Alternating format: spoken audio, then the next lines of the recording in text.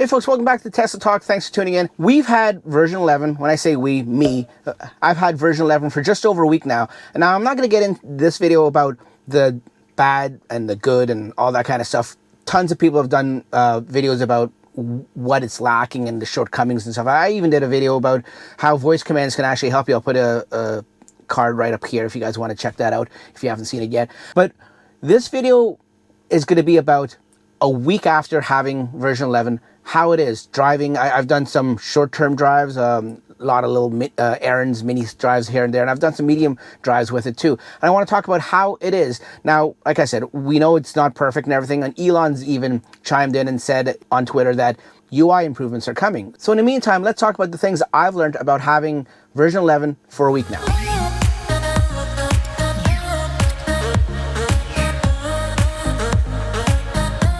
Okay folks, let's get started. We've got a nice little snowy day here today and a little nice snowy background just to add to the ambience as we talk about, you know, version 11 and stuff like that. So this is the layout. I mean, let's go. The first and foremost thing about version 11, we'll start with the biggest thing, the omissions, the things that it doesn't have that I've noticed over the week. Like I said, this isn't going to be a bitch session or anything like that or complaining about it, but they do definitely have to put the icons in the top corner there back that was in version 10. Like, and when I say by that I mean the dash cam, so you can touch it quickly and you can save a video. I mean, I know some people say it's actually bigger here and it's easier to touch, but that's just an extra tap that you don't have to do.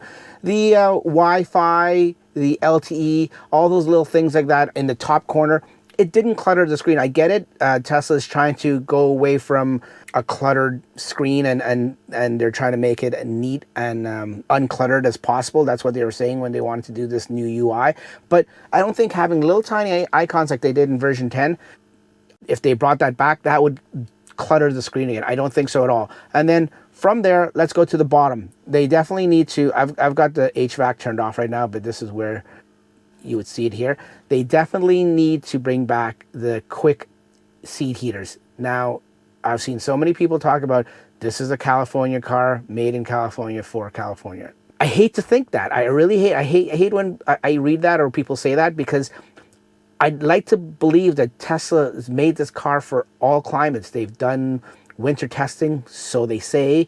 I gotta believe and give them the benefit of the doubt that they say they have. So for them to omit or take away that sort of, you know, makes me think, yeah, well, maybe some of those naysayers may be right.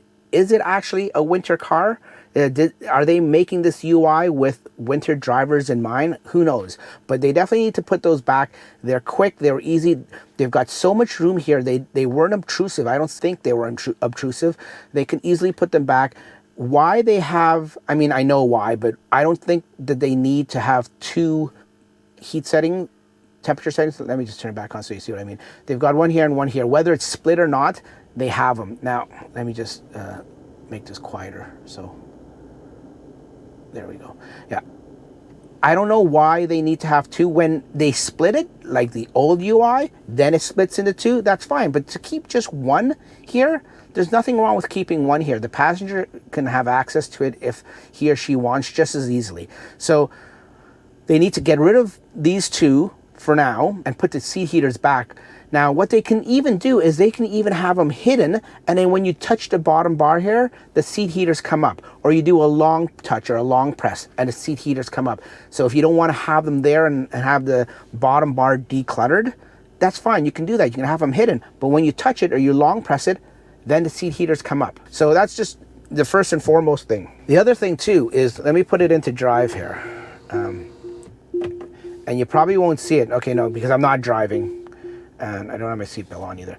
I'm not driving, but the autopilot icon, the little steering wheel that goes gray when autopilot's available, and then when you engage it, it goes blue, is right up here on the right-hand side of the D for drive.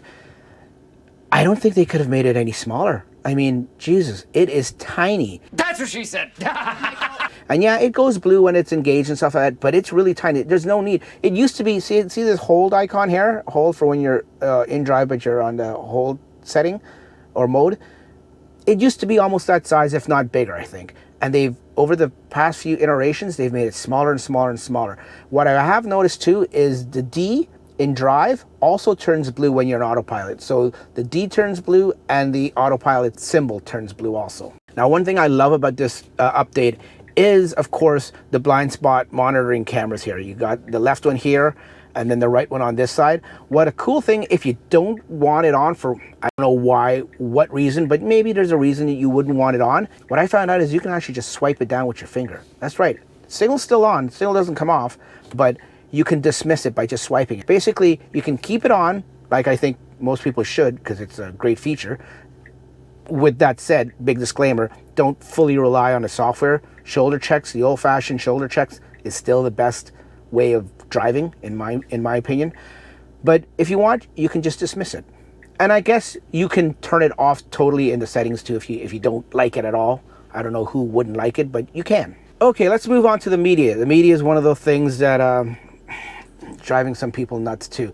This is the media. Now, if you've seen some of my other videos, I've shown you some quick Tesla 2-minute tips how you can have 3 different positions for the media. It's usually up here, the full screen, then there's a mid screen around here, and then there's the minimized controls, which is just down here. Now Tesla, they only have 2. They have this full screen or the minimized bottom screen. There's no middle one anymore. At least there is no middle one when you double tap, because that just goes away. So usually when you double tap, it would go down to the middle, and if you single tap, it would go down to the middle. Now it doesn't do that. But if you look at this little icon right here, it looks like a list icon of some sort. If you press that, that is the new middle screen. Now, it was just like before, it's laid out differently, of course, and stuff like that. But if you want the middle screen, you just tap this, is what I've noticed, and that brings up the middle screen. So now you've got the tall screen, the middle screen, or it just goes away. This is what's confusing about it. I guess when you're in this list icon, you can't get just a minimized screen. You'd have to take it off. So you've got this, this, or this. And double tapping does nothing. So a little confusing, but if you want that middle screen and you couldn't find it before, that's how you do it. You just press this little list icon. I call it list. I don't even know what it is really. Okay, getting back to the stuff at the top here, I've noticed before in the old version, you could click on the time here and it would bring up the calendar. Now that's gone. That's one thing that I use. I mean, this is for me, maybe this is just a personal thing of mine. I like using the calendar and getting the calendar up at least once a day where I can see my agenda or my errands that I have to run.